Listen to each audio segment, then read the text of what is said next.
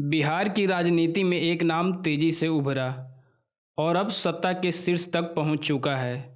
सम्राट चौधरी आज साथियों, बिहार में लगभग 4 करोड़ लोग आज आयुष्मान भारत कार्ड से जुड़े और आदरणीय प्रधानमंत्री जी को धन्यवाद देना चाहता हूं, माननीय मुख्यमंत्री जी को धन्यवाद देना चाहता हूं कि दोनों के ये नीतीश कुमार जी ने सुशासन स्थापित किया। यहाँ कोई बुलडोजर इशू नहीं है, ना मेरा नाम बुलडोजर है, मैं सिर्फ सम्राट चौधरी के नाम से जाना जाता हूँ। बालू माफिया हो, शराब माफिया हो, नीतीश कुमार जी के नेतृत्व में कोई बचेगा नहीं, इतना जरूर गारंटी देना चाहता हूँ।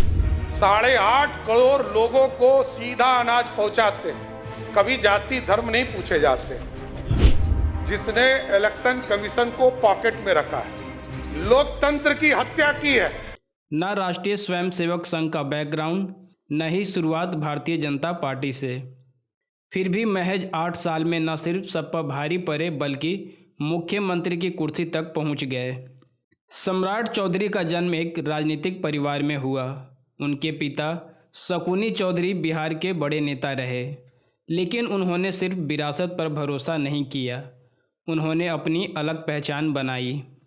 ये कांग्रेस पार्टी का दलाली करता है। समाज को दलाल स्वीकार हो सकता है, हत्यारा नहीं स्वीकार हो सकता। उन्होंने कई दलों के साथ काम किया, लेकिन हर बार नई रणनीति के साथ खुद को स्थापित किया। जहां दूसरे नेता पार्टी बदलकर कमज़ोर हो जाते हैं, वहीं सम्राट चौधरी हर बदलाव के बाद और भी मजबूत होकर उभरे। जब उन्होंने भारतीय जनता पार्टी ज्वाइन की, तब यह उनके कैरियर का सबसे बड़ा टर्निंग पॉइंट बना।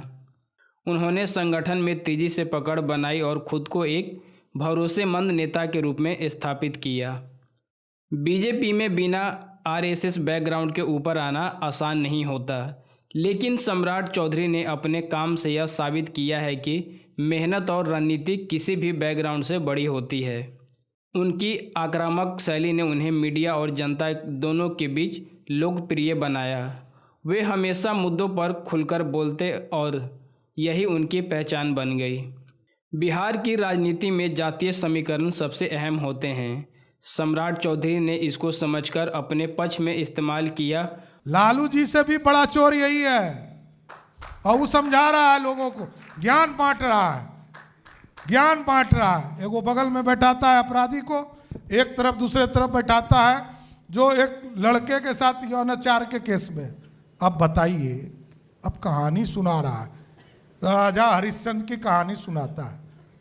अरे भैया, तुम पहले साफ सुथरा तो हो जाओ, किसका दलाली नहीं किए हो।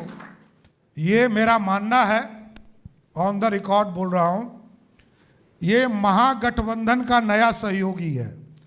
ये कांग्रेस पार्टी का दलाली करता है कर्नाटक में, तेलंगाना में, और वहां का पैसा लाके खर्चा करता है बिहार में। और एक मजबूत वोट बैंक तैयार किया।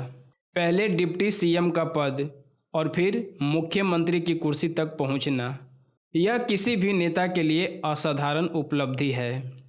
यह सफ़र सिर्फ राजनीति नहीं बल्कि टाइमिंग, रणनीति और मौके को पहचानने की कहानी है। आज सम्राट चौधरी विपक्ष के लिए एक बड़ी चुनौती है, क्योंकि वे आक्रामक हैं, संगठन पर उनकी पकड़ मजबूत है, जातीय समीकरण में माहिर हैं और नैरेटिव सेट करना जानते हैं। उनकी सबसे बड़ी ताकत है हर परिस्थिति को समझकर खुद को उसके हिसाब से ढाल लेना। अब सम्राट चौधरी मुख्यमंत्री बन चुके हैं, तो उनकी जिम्मेदारी और भी बढ़ गई है। अब असली चुनौती होगी कि सिर्फ राजनीति नहीं बल्कि शासन में भी खुद को साबित करना। न आरएसएस से शुरुआत, न बीजेपी से शुरुआती जुड़ाव, फिर भी 8 साल में मुख्यमंत्री बनना, यह किसी फिल्मी कहानी से कम नहीं।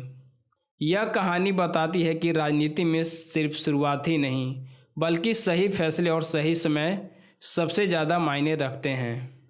और यही वजह है कि आज सम्राट चौधरी सिर्फ एक नेता नहीं बल्कि सत्ता के शीर्ष पर बैठे एक मजबूत चेहरा बन चुके हैं। इस वीडियो में फ़िलहाल के लिए इतना ही, मिलते हैं अगले वीडियो में, तब तक के लिए धन्यवाद।